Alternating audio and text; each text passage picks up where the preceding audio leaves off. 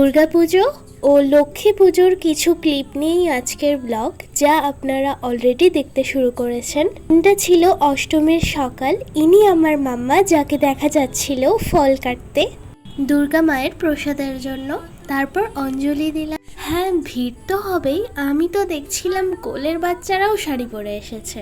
অঞ্জলির শেষে ছবি তোলার নাম করে মাম্মার কয়েকটা ভিডিও বানিয়ে নিচ্ছিলাম।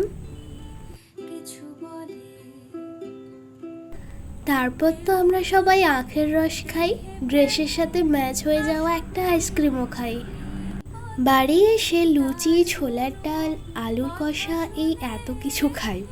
এসবের পর দিদিভাইয়ের কয়েকটা ছবি তুলে দিই। ফেসিস কানাডার এই ওয়াইফসগুলো আমার খুবই ভালো লেগেছে।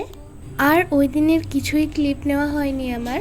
রাতে এই আইসক্রিমটা খাচ্ছিলাম, যা একটুও মজা ছিল না। নবমীর সকালে একটু ঠাকুর দেখতে বেরোই, এত রোদ ছিল, তার মধ্যেই ঘোরাঘুরি।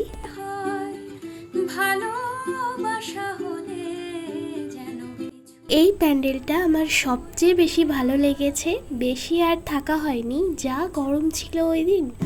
ও নদী কেন ফিরে দিলে। আর নবমী মানে বাড়িতে খাসির মাংস ম্যান্ডেটারি, আর আমার জন্য হয়েছিল চিকেন। ভিডিও শিফট হয় একদম লক্ষ্মী পুজোর রাতে। মাম্মার একটা শাড়ি পরে পরিয়ে দিয়েছে মাম্মা। আর এই দিন তো ঠাকুরমশাইয়ের দেখাই পাওয়া যায় না। রাত্রি 10:30 বেজে যায় পুজো হতে হতে।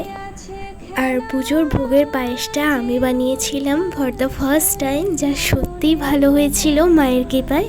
And sorry for my voice, আমার আসলে জ্বর, সর্দি, কাশি সব মিলিয়ে খিচুড়ি অবস্থা। See you on the next blog. Tata. দুহাত ভরে